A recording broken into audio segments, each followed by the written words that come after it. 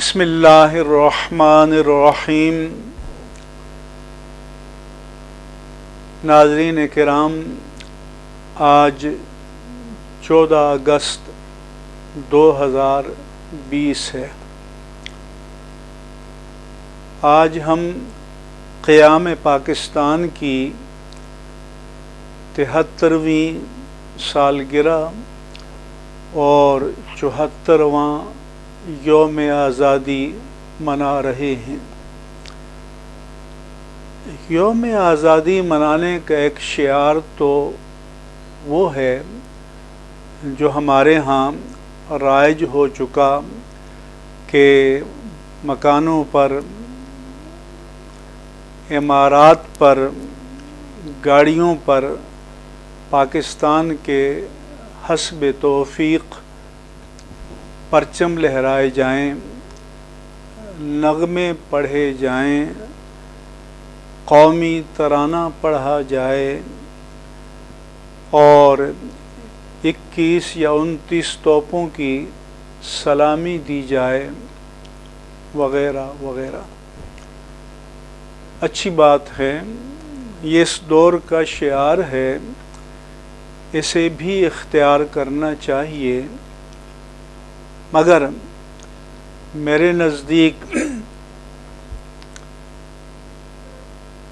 ایک شعار یہ بھی ہے کہ ان لوگوں کو یاد کیا جائے جن کی قربانیوں کے طفیل ہمیں انگریزوں کی غلامی سے نجات ملی، آزادی کی نعمت میسر آئی اور آزاد وطن میں جینا، رہنا اور آنکھ کھولنا نصیب ہوا، مگر ہم انہیں فراموش کر چکے ہیں۔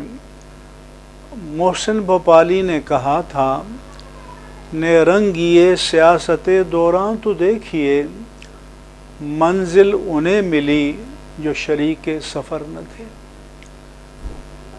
جو شریک سفر تھے، جنہوں نے 1857 میں قربانیاں دیں، جنہوں نے تحریک آزادی میں قربانیاں دیں، لیکن ثمر آزادی سے فیضیاب نہ ہو سکے، ان کی روحیں آج ہمیں پکار رہی ہیں۔ جب چمن کو لہو کی ضرورت پڑی، سب سے پہلے ہی گردن ہماری کٹی، پھر بھی کہتے ہیں مجھ سے یہ اہل چمن، یہ چمن ہے ہمارا تمہارا نہیں۔ سو سب سے پہلے تو ان کو یاد کرنا چاہیے، وہ ہمارے محسن ہیں، آزادی اللہ کی نعمت سے ملی اور ان کی قربانیوں کے طفیل ملی۔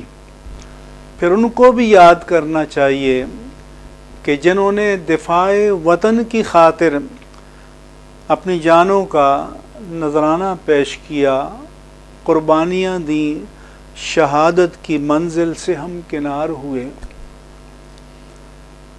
پھر ذرا یہ بھی سوچنا چاہیے کہ ہم نے تو نعرہ لگایا تھا کہ ہندو تہذیب اور ہے، اسلامی تہذیب اور ہے، یہ دونوں ایک کشتی پر ایک ساتھ نہیں چل سکتے۔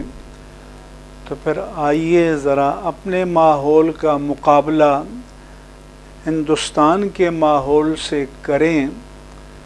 کیا ہم اسی رنگ میں رنگے ہوئے ہیں یا ہم نے اسلامی اقدار، اسلامی تعلیمات اور قرآن و سنت کی تعلیمات کے مطابق اپنے نظم اجتماعی کو، اپنے انفرادی اور اجتماعی کردار کو ان مقدس سانچوں میں ڈھالا ہے؟ کیونکہ ہم نے ایک پیمان وفا باندھا تھا کہ پاکستان کا مطلب کیا، لا الہ الا اللہ۔ تو کیا آج ہمارا انفرادی اور اجتماعی نظام اس پیمان کے ساتھ وفا کا مظہر ہے؟ اسی طرح میں یہ بھی کہوں گا کہ ہم مسجدوں کا رخ کریں اور جمعۃ المبارک کا دن ہے، اس مرتبہ ہم قرآن خوانی کریں، ہم دعائیں کریں اور ہم اپنے ان محسنوں کو یاد کریں اور ان کے لیے صالح ثواب کریں، اور پھر ہم اللہ تعالیٰ کی بارگاہ میں توبہ کریں کہ جو پیمان وفا ہم نے باندھا تھا اس کو نبھا نہ سکے۔ اے اللہ تو ہمیں شعور عطا فرما، توفیق عطا فرما، سعادت عطا فرما کہ ہم اس پیمان وفا کو سمجھ سکیں، اس پر پورا اتر سکیں، اور قرآن و سنت کی تعلیمات کے جو مناظر و مظاہر ہمارے انفرادی اور اجتماعی نظام میں نظر آنے چاہیے، اس کے برگ و بار، اس کے اشجار ثمردار ہمیں نظر آئیں، تاکہ پتہ چلے کہ یہ پاکستان کے باسی دنیا کی ایک منفرد قوم ہیں۔ یہ پاکستان 57 مسلم ممالک میں ایک منفرد ملک ہے جو اسلام کے نام پر قائم ہوا۔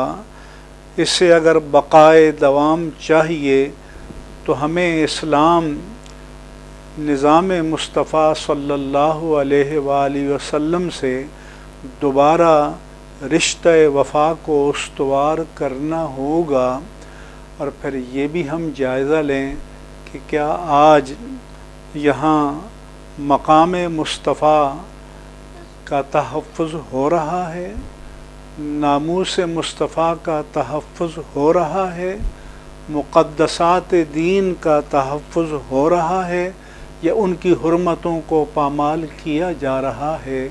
اس جانب بھی ہمیں توجہ دینی چاہیے، اور خاص طور پر ان کو جو اختیار و اقتدار کے ثمرات سے فیض یاب ہو رہے ہیں۔ یہ ساری شانیں، یہ سارے عہدے، یہ سارے مرتبے اس پاکستان کی بدولت ہیں، ورنہ 20 کروڑ کے لگ بھگ مسلمان تو آج بھی ہندوستان میں ہیں۔ ان سے پوچھئے کہ ان پر کیا گزر رہی ہے، مقبوضہ کشمیر کے مسلمانوں سے پوچھئے کہ ان پر کیا گزر رہی ہے۔ اگر ہمیں اسی بات کا احساس ہو جائے تو پھر ہم حقیقی تشکر نعمت باری تعالیٰ کو پل بھر کے لیے بھی فراموش نہ کر سکیں۔ اللہ تبارک و تعالیٰ ہمیں اس کی توفیق عطا فرمائے۔